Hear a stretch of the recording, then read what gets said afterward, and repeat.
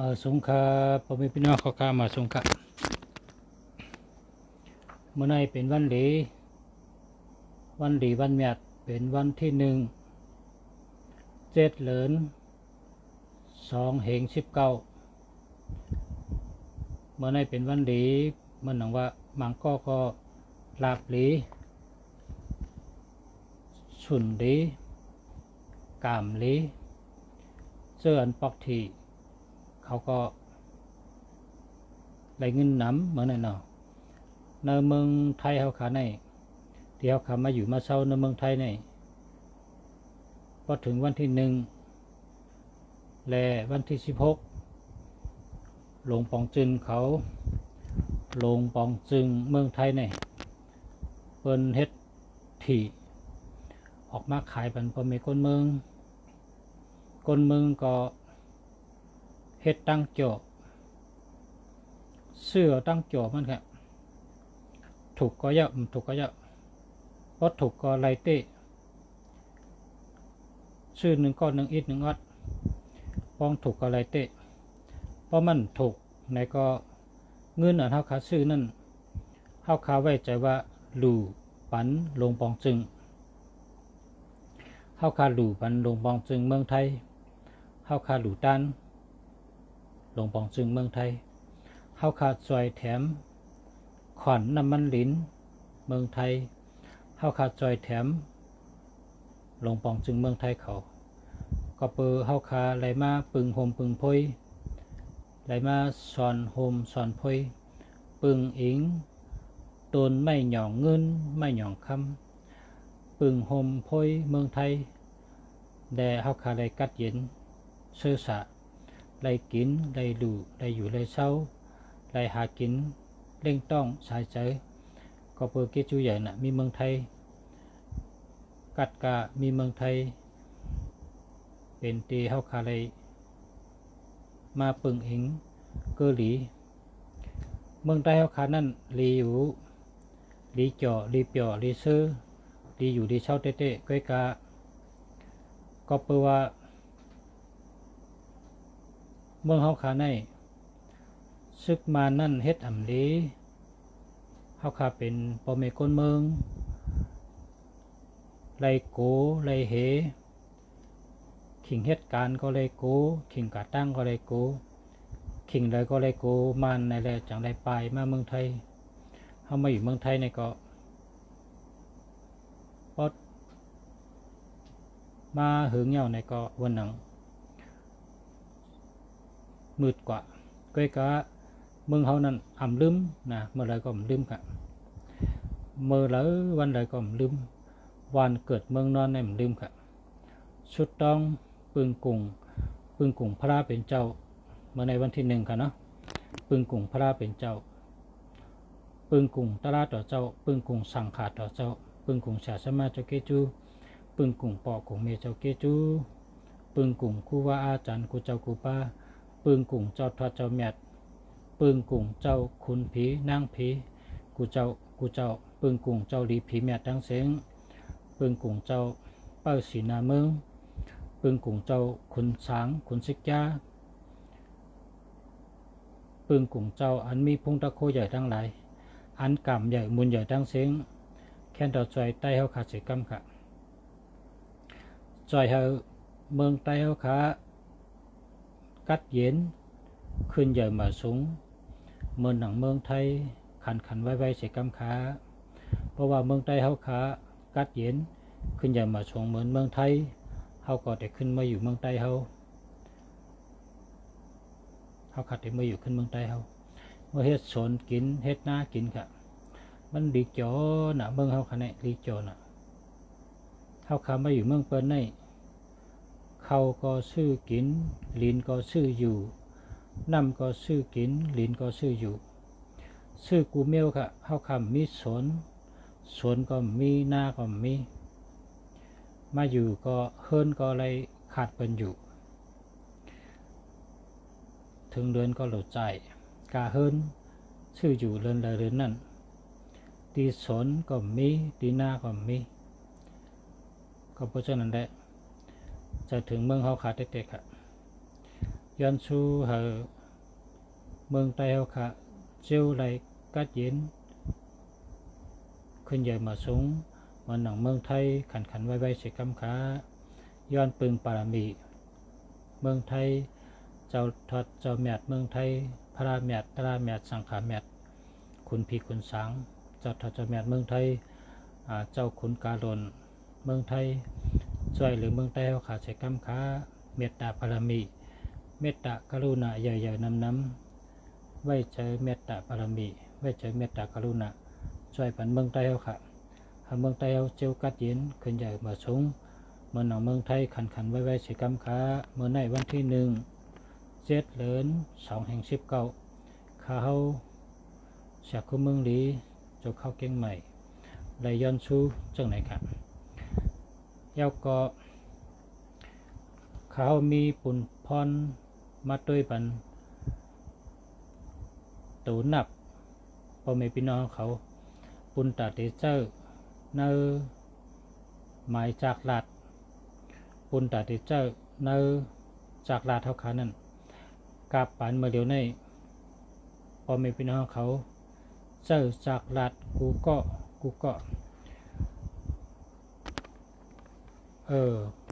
เพราะว่าเนอลุมผ้าในเนอเมืองลอกะคงกลางในเจเมอปานพระเป็นเจ้าเฮาไปปอคนเฮาก็ซัมปมีลองตั้งหยุ่มย้ำสละตั้งหยุ่มย้ำสละในซัมปมีมาอ่อนตั้งพระเป็นเจ้าเฮาค่ะมือพระเป็นเจ้าเฮาเกิดนั่นคนหอคำปอพระเป็นเจ้าในเป็นคนหอคำไล่กับผิดบอกเอาชะมาต้วยปันพังห่างลูกใจเฮาอันเกิดมาเหมือนนี่โป้ใหญ่มาเตเป็นคนจังหือเนี่ยมันเจ้าใครหู้จังกะห้องสลามาได้จังกะห้องสลามาด้วยปันสลามาด้วยสลาตั้งหลายจังต่างเล่าลัดมุนอยากขนอคำว่า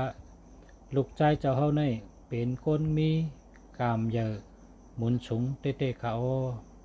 สั่งว่าเป็นขุนก็เป็นคนหอคำอันมีพงตะโคเยอะมีปรามีเยอะเผออ่ำเป้ไรคะก้อยกะสั่งว่าอ่ำเป็นคนหอคำก็เตเป็นพระเป็นเจ้าเขาเพราะว่าพระเป็นเจ้าในก็เป็นเวเนียชัตวาผีสางชัดคนตั้งเสงเตปึงโฮมเกลีโฮมพอยหมุนเงาเสาเฮาตั้งเสงเขากามใหญ่มุนใหญ่เตะขามือสละต่างเล่าลัดคนเอาคำ2 ข้อจังหลังนั้นสละเขาก็ย้อนข้างปอกมือกับเฮินเผอเฮินมันก้อยกะมีสละก็ที่8เป็นก็ไหลหลาดความกำลืนยกมือนิ้วเหลียวเสลาดว่าข้าเฮาหันถึงว่าลูกใจเจ้ามุญใหญ่ขนอคำเฮาในตักเป็นพระอามันที่ข้าว่าจังไหนเสแลมือกะไว้เสนั่นเจ้ามุญใหญ่ขนอคำเฮาอ่ำเคยปันลูกใจไหลเป็นพระเคยเฮอลูกใจไหลเป็นเจ้ามุญใหญ่ขนอคำสืบเจ้าเงินเจ้าคือขุนไข่แสงพันคำเฮอเป็นหอคำเหมือนหนังปอวันเจ้ามือเจ้าเมียคนคำไล่หู้จังนั้นก็อ่ำปันลูกใจกว่าหลีวันแต่เมืองเหนือเฮ็ดชนอู้เย็นกว้างเฮ็ดโหอุดสูงเนอวางหอนั้นมีกูเมียว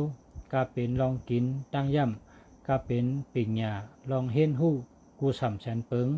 กาเป็นลองเกี่ยวตั้งมนเครื่องต่อยเครื่องเตนเครื่องตั้งมนชื่อกูเมียวนั่นเจ้าเมียคนเอาคำไหลห่างแหนไว้ในว่างหอเต็มทนอยู่เย้าก้อยกะพอถึงอาชักเจ้าเฮาเช้าเก่าเจ้าเฮาก็ย้อนออกกว่าเหลวันเหลเมืองไล่กะหันนิมิก4 เมียวจังไกกะเป็นเจ้ายาหันจ้างทุกขจริยา6 ปีจังไกเลยมาเป็นเจ้าพระเป็นเจ้าเฮาในเขาก็เพราะฉะนั้นการฉลาในก็ยุ่มในก็ ย้ำนะป้อหยุ่มก็ย้ำป้ออ่ำยุ่มในก็อย่าไปเสะอย่าไปเนอย่าไปเสะอย่าไปเนเพราะเสนี้ในชูเจ้าก็ไล่อาแปดมันนะชูเจ้าก็ไล่อาแปดมันอาแปดมันเหมือนหื้อเนี่ยเหมือนเก็บหมากหินเสือหาบไล่หาบไว้ตาเสกค่ะมีคนก่อหนึ่งคนใจมันว่าเมมันในอำหักมันเกิดมาเมืองโกนเถเมมันได้ผาดมันใจกว่าอัมมาตุ้ยอัมมาหลอมอัมมาเล่งดูลุมลาอัมมาสั่งสอนมันเสียเมียวเขาคาเลยใหญ่มาจอมพอเท่าเมเท่าเสียได้เป็นก้นมากุยเขาคาอัมหักเมเฮามันดัดจังไหนมันใจกับดัดตีคู่สอนลงเขาจังว่าพอดัดจังไหนได้พิษ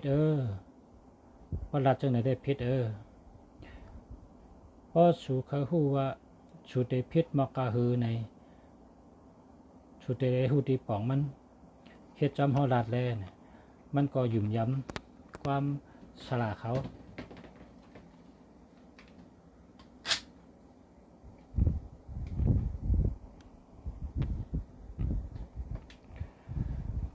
หยุ่มย้ำจำความสละมันดัดสละมันว่าเพราะว่านับถือเขาเป็นสละชูอยู่ก็เฮ็ดจำความเฮาลัดกูกำแลมันใจก็ว่าคาเตเฮ็ดจำกำสละคะลัดกูกำสละมันก็ว่าตัวไรจังนั้นกว่าสละตะเปกันหักกันหลู่ไรเฮ็ดจำความสั่งสอนกูขอกูกำว่าจังไหนค่ะคาเตเฮ็ดจำกำสละเฮาสั่งสอนกูขอกูกำค่ะลัดว่าจังนั้นใช่ก็หักก็ว่าเลี้ยกลใจซบเลยว่าผ้าไรมักหมักหินหักกับอะไรเพราะได้ลาเต้าเปิ้นห้องว่าเช็ดจะวาจะเช็ดจะวาจะอันว่านั้นเป็นความเช็ดจะอันว่านั้นกติเช็ดจะวาจะเปิ้นลาเจ้าเต็มเลยขึ้นนะมันใจว่าขึ้นค่ะเป็นเฮก็คำขึ้นขาดแต่เฮ็ดจอมชาละเฮากูขอกูกำค่ะ กำในเพราะนั้นก็ดีอะตกลงมือใจหับปักสละแต่เฮ็ดจอมความสอนสละก็ได้รับในว่าเมสูในเฮ็ดสังเลยว่าอำหักสูละเมสูไว้ในต้องมันเก่าเหลือน10เหรียญสั่งคอยเกิดเป็นคนมา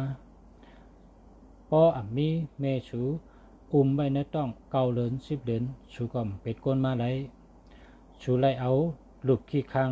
เมสูเฮ็ดก่อนเฮิรนมาอยู่เศร้าในต้องเมสูเก่าเหลือน10เหรียญเสจังคอยเป็นคนมาสูลัดว่าเมสูอ่ำหักสูในสูพิษสละมันค่ะสละเฮาค่ะพิษจังหือค่ะเมคาในเกิดคาเสอ่ำเร่งคาปลายกะให้การทางตีคาใดใหญ่จอมปทเมทากุ้ยคาลาดพิษจังหือสารามันก็อำเทงสังเสลัดว่าตั้งแต่เมื่อไหนมาเฮิรนสละกูวันข้าวตังเก่าเหรินถึง10เหรินเฮมากูวันมันก็ว่าข้าได้มากูวันค่ะพอเมื่อไหนสละมันเอาหมักหิน1ลูกมัดใส่ตีต้องมันว่าป้อไปได้9เหรียญถึง10เหรียญอย่าไปกีออกแล้วละแต่ได้บัดไว้24ชั่วโมงมันใจก็ว่ามันเป็นชังคะมัดไว้ก็มัดไว้พอมาเมื่อพุกสลาซ้ำตอดใส่แทงมาหิน2ลูกพอเมื่อฮือซ้ำตอดใส่แทง3ลูกพอมาแทงวันทำตอดใส่แทง4ลูกตอดใส่กูวันพอถึง9เหรียญนี่ทงมาหินมันใหญ่นะมันปาไว้นักมันขันใจนะมันจังมาลัดว่าสาราค่าป้าทงมาหินในเก่าเหลือในมันนักนะค่าสาราเฮาค่าก็คนมาหลายเดือนในก็ค่านักหนาวค่าขันใจนะค่าย้อนต้องป่านสาราค่ำเป็นแล้วค่ะ มาหลักจากนั้นกำในฉลาดมันก็ว่าเมชูในป้าต้องเกาเหลิน10 เหลินต่อถึงพอเกิดเมชูก่อมเลยวางเมื่อรับเมื่อนอนเมื่อกะเมื่อไปกูเมียวกูขิงเมชูเลยฮับปุนพรไม่ชูเกาเหลิน10 เหลินสองชูหู้เนี่ยว่าเกจูใหญ่น่ะที่กลุ่มเมนั่นกำนันขาหู้ยาวค่ะกำในขาหู้เมขาในหักค่ะเพราะมีเมขาก็เป็นก้นมาไหลมาจากไหนมันใจจังถ่อมกล้ามฉลาใช่ว่าคาเตยอนกันต่อฉลาค่ะคาเตยอนกันต่อเมค่ะเมขามีติเลยคาเกาเตปึงอิงเกลีกะละวะตาเสนับยำตาเสคาเตกว่าไว้กันต่อเมเฮาและเหตุการณ์เล่งเมเฮาต่อโจต่อปานต่อถึงเมฆะรับลอยเงินลอยคำกะคาเตเหตุการณ์เล่งเมเฮาค่ะคาเตอัมผัดอัมยานเมเฮาคาเตอยู่จอมเมเฮาตัดเสคาเตถอมก้ามเมเฮาตัดเสกะสละเฮาแค่ดอกปดมาหินทงมาหินปดออกวันคาเสกัมค่ะว่าจากนั้นก้นกูปอกในก็เพื่อว่าเป็นฉลาตะเป้กันก็เปิ้นมีกติเสียจ่าเพราะว่าฉลาอัมกีเขาก็ตื่นพัดกีเพราะว่าฉลาอัมยะเขาก็ตื่นพัดยะความสั่งฉลานั้นเขานับย้ำเตะบวะนะก็เพราะฉะนั้นแหละคนเฮาคาในเมอัมฮักปออัมฮักอ่านว่านั้นเพราะเผยว่าก็มันจะได้โหวตมันเหมือนหนังอาปุ่มนี่ก็เพราะฉะนั้นเฮาใครยุ่มก็ยุ่มเฮาอ่ำใครยุ่มก็เยาะอย่าไปว่าละนะอย่าไปรูดถูกเปิ้นอย่าไปทางเลขเปิ้นอย่าไปลาลีวาหังเปิ้นก้นอ่ำยินก็ผียินอยู่ก้นอ่ำหู้ก็ผีหู้อยู่ก้นอ่ำหันก็ผีหันอยู่ผีโหว่าโหแขนผายซ้ายมี6 เกาะผายขวามี6 เกาะผายซ้ายมี6 เจ้าผายขวามี6 เจ้าผีเป้าตูผีเป้าคิงมี12 เจ้าเฮาเฮ็ดสังเขาหูกูเมียวเฮาเฮ็ดสังเขาหันกูเมียวก็เพราะฉะนั้นคนเฮานี่อย่าไปลาดีว่าอย่าไปลาดีเนอย่าไปลาดีป้องเพราะป้องก็บวชมันตื่นไหลหับอามานอำหั่ง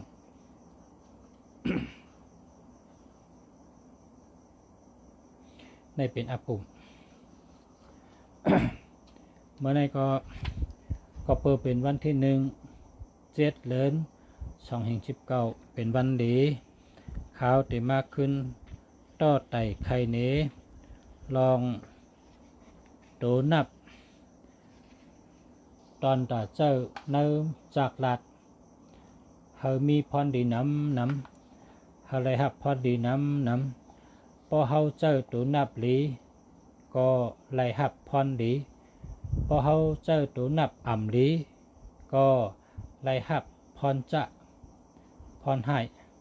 ก็เพราะฉะนั้นแหละ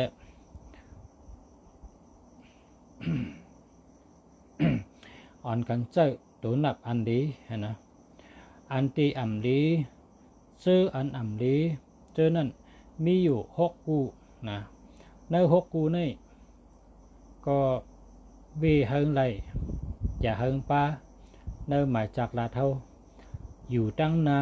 ก็อ่ำไหลอยู่ตั้งหลังก็อ่ำไหลอยู่เนื้อกลางก็อ่ำไหลอยู่ตีเหลือก็อ่ำไหลเสตีกะเพราะว่ามี6 กูนี่อย่าไปเจอลาค่ะเนาะเฮาขามาด้วยค่ะเฮาขามาด้วยเนื้อหมายจากลาดอันเฮาขาชื่อเจอนั่น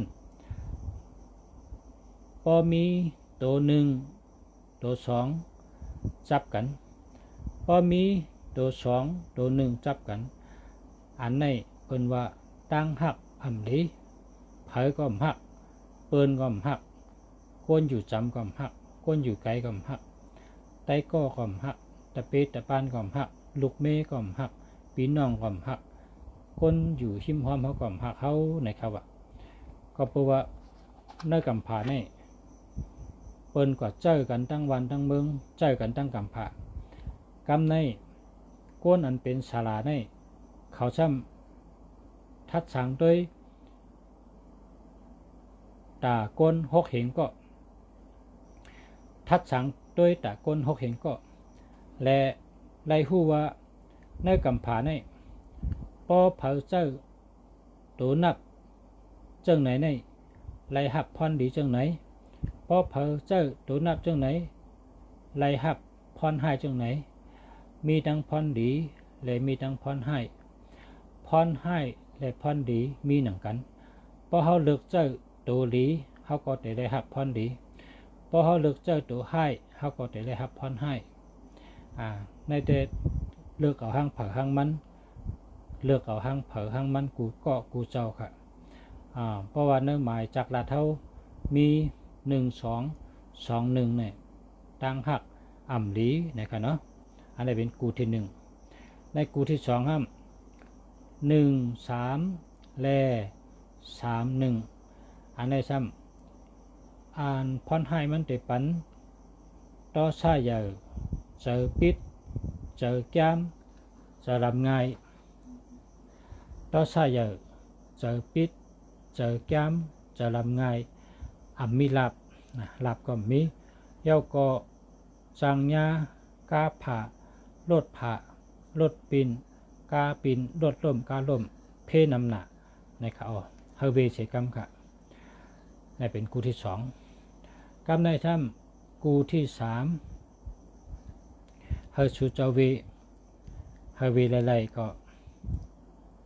1881นั้นก็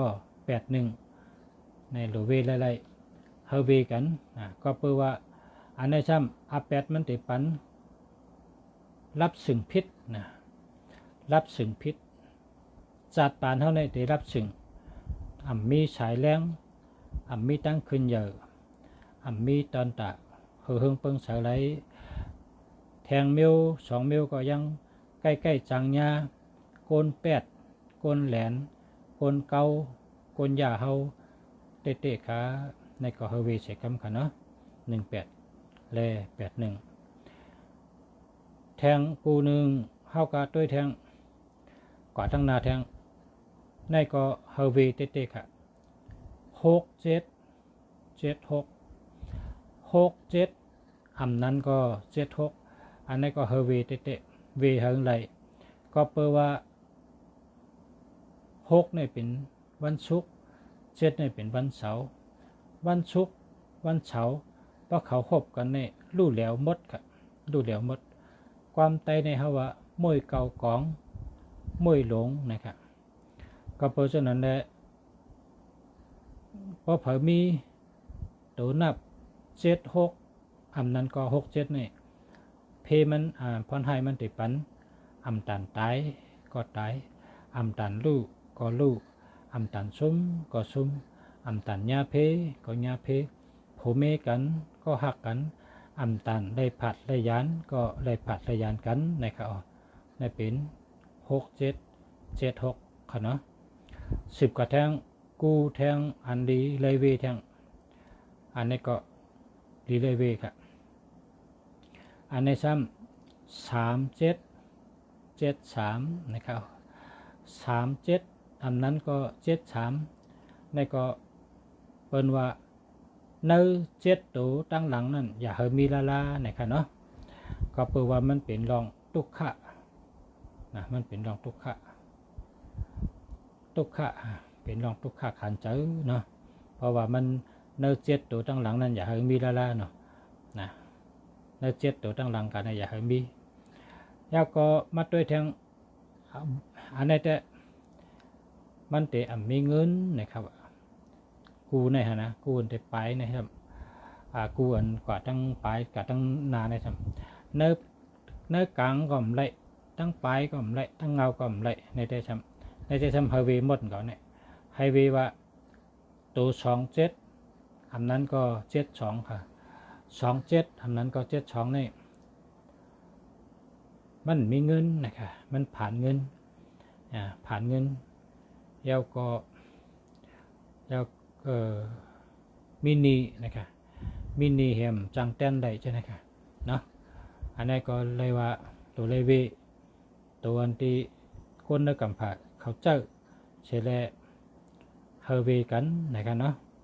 เฮเวกันได้มีกันไหนก็กะป้อมีเช่นนี้ก็ใจหังก็ใจอะไรกูอันค่ะนะใจอะไรกูมิวใจอะไรกูโตค่ะมันดีกูโตค่ะโดนนับในดีกูโตโดนนับในดีกูโตเขาขาดได้มาอ่านเลยตัวลีงกับเนี่ย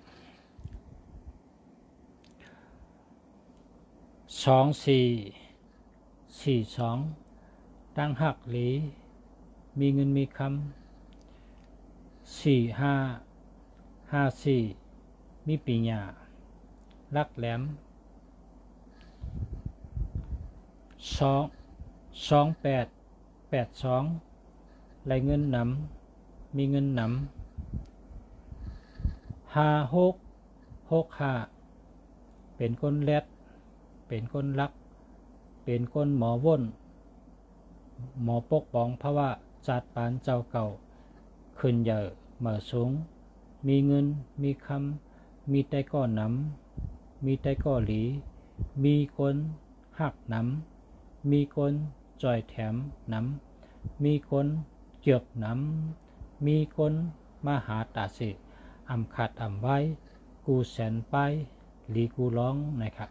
อันนี้ได้เป็น56อันนั้นก็59เป็นคนมีตูแคมสะเจอแคมสะตูเกี่ยวเจอเกี่ยว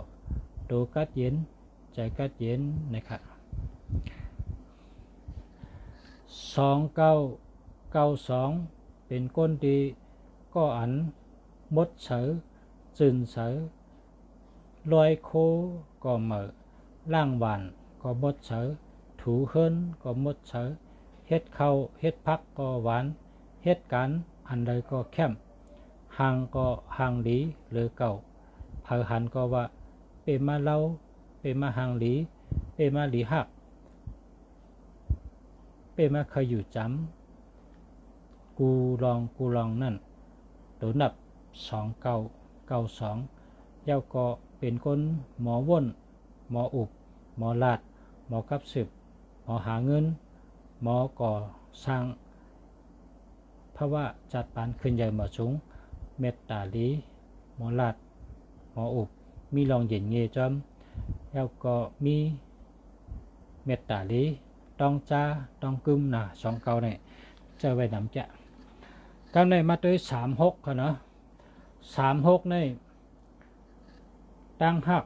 เกาหลีเงินคำเกาหลีเมตตาเกาหลี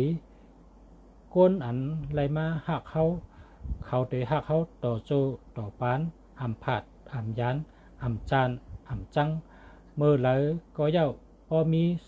3663อยู่เนอหมายพงในก้นหักเขาเหมือนเก่าตาเสเขาตื้นอำมีวันตาเต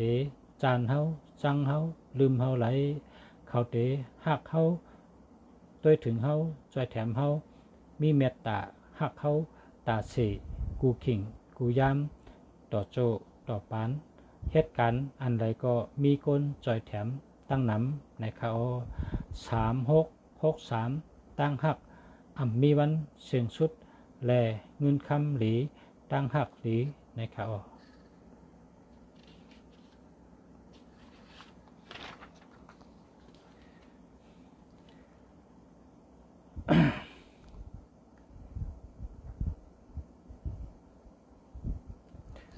1441เป็นหนังคนหอกคำเป็นหนัง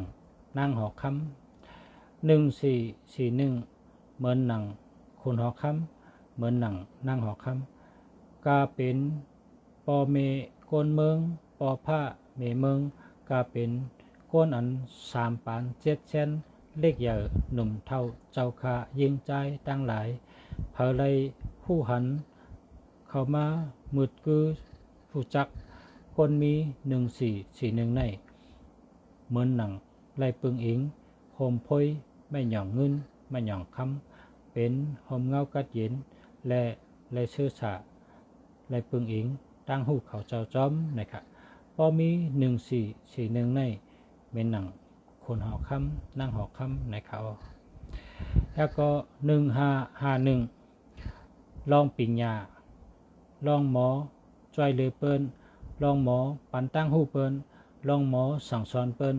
ลองหมอเห็นหูตอนตาโตเจ้าเก่ากูลองกูป้ายกูสัมแสนเปิงก็เป็นปิญญาอัทธรชา18เปิงนั่นพอมี1551จำโตตอนคืบหน้าขึ้นเยอะตาเสนะครับเพราะว่าผู้เหลือเผยเคยหาตั้งหูเสโตเคยมีตั้งหูนำมาโตตอนเหลือเก่าเคยมีตัวนับ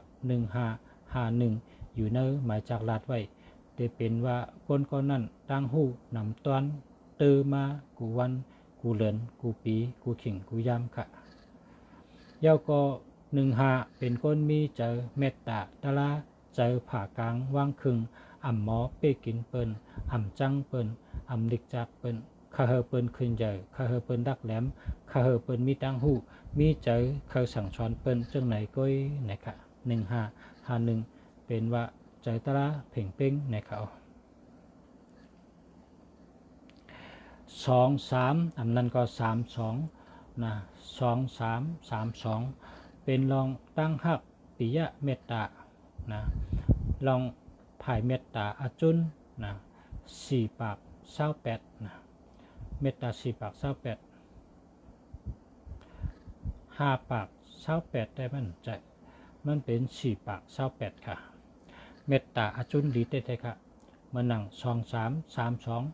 623 เป็นจุ้มอันเมตตาอาจุนดีไผ่เมตตาลองหักลองแป้งหลีเตเตขาสังว่าเป็นเมาเป็นสาวตึกขาเคยเลยมีจู่โจโผเม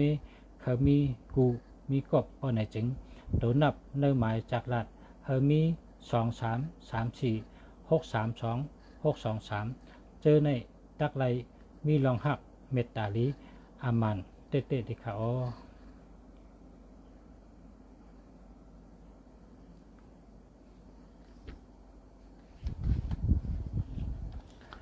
44ลองอุบลองจ้าลองกับสึกหมอแน่นแคมแน่นเพราะว่ามี44 46 45จำกันเพราะไหนเพราะไรอุบแม่นเพราะเผลอไรลัดต่อก็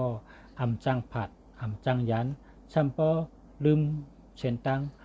ปอกมือขึ้นก็มีค่ะเพราะว่า44 45 46เป็นลองการอุบหมออุบหมอหลัดนะ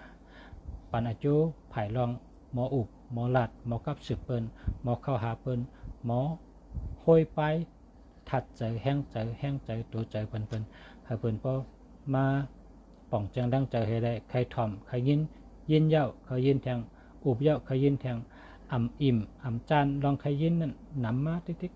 ใครยุนใครอยู่จำใครถ่อมใครยินลองไผ่หมออุบหมอหลัดนั่น44 45 46จังไหนเขาพอเคยมีปารมีมีอำนาจลาดจังก็เฮเปิ้นหยุ่มย้ำลาดจังก็เฮเปิ้นเฮ็ดจอมเจ้านั่นจึงตัวนับอันชูเจ้าชังว่าเคยมีอำนาจเคยมีปารมีลาดจังก็เฮเปิ้นเฮ็ดจอมอุบจังก็เฮเปิ้นเฮ็ดจอมเพราะว่าในจึงตัวนับหรือเลยมี539 359 9395 6359 91911536 789 289 5359 5539 5391จนนั่นถึงเตปันพรหลีลองไผ่เมตตาปรามีมีอำนาจลาดจังก็เปิ้นหยุ่มย้ำลาดจังก็เปิ้นเฮ็ดจอมไหนคะเนาะเตรียมจมบ้องครับเตรียมจมบ้องอย่างครับพ่อแม่พี่น้องเขา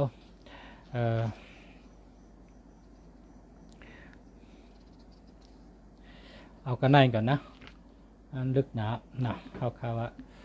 เมื่อได้เป็นวันที่1ในวันที่1ในก็เฮิงเป็น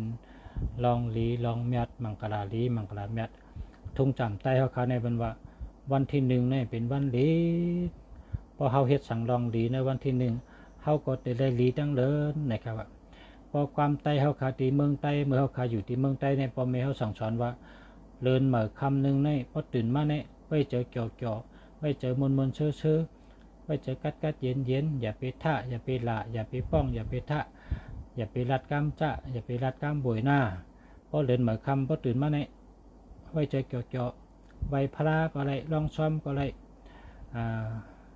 ไว้เจอเกี่ยวชื่อเฮาเตไรเจาะตั้งเลินนะครับในทุ่งสามใต้เฮาค่ะเป็นคนเมืองใต้ปัดกลางเฮาค่ะอยู่ปางลงไร่ค่ะจากที่เฮาค่ะ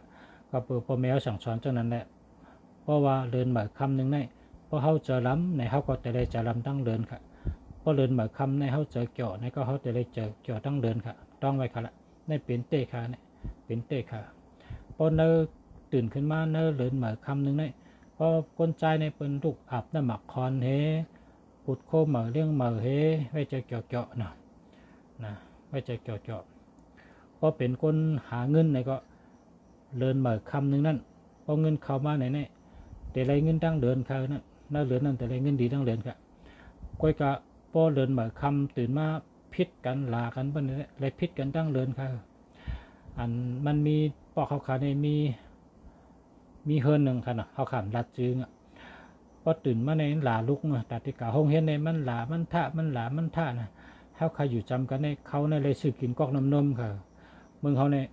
เปิ้นขายเป็นจ้อเปิ้นขายเป็นถงเปิ้นขายเป็นปุ้งเปิ้นขายเป็นกอกน้ำนมค่ะเฮินอันขี้ป้องขี้ท่านั่น